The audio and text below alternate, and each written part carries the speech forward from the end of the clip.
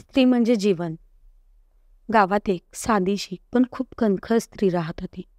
तिचं नाव होतं सरिता. ती शिक्षणाने फक्त 10वी पर्यंत शिकलेली होती, पण अनुभवाने आणि विचाराने खूप मोठी होती.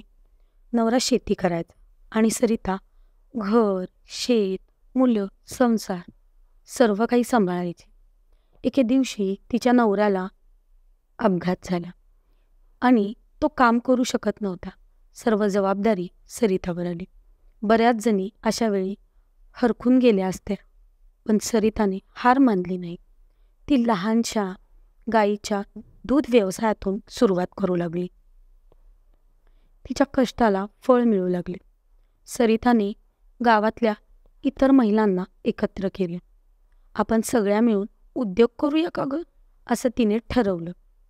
काहींना शिवणकाम येत होतं, काहींना पापड बनवता यायचे, तर काहींना मेहंदी आणि ब्युटीचे कौशल्य होते. सरितानं सगळ्यांना एकत्र केलं आणि स्त्री शक्ती समूह सुरू केला. हळूहळू त्या समूहाचं नाव चर्चा करू लागलं. जिल्ह्यात, महाराष्ट्रात सरिता आणि तिच्या सहकाऱ्यांना फक्त पैसेच नाही कमवले, तर गावात स्त्रियांचं अस्तित्व आणि आवाज उभा केला. एकदा एका मुलीने सरिताला विचारलं, ताई, तुमच्यात इतकं धैर्य कुठून आलं बरं? सरिता हसली आणि म्हणाली, स्त्री ही जीवन आहे. संकटही येतात, पण ती आपलं रूप बदलून पुन्हा उभा राहते. आई म्हणून, बहीण म्हणून, पत्नी म्हणून आणि आता उद्योजिका म्हणून.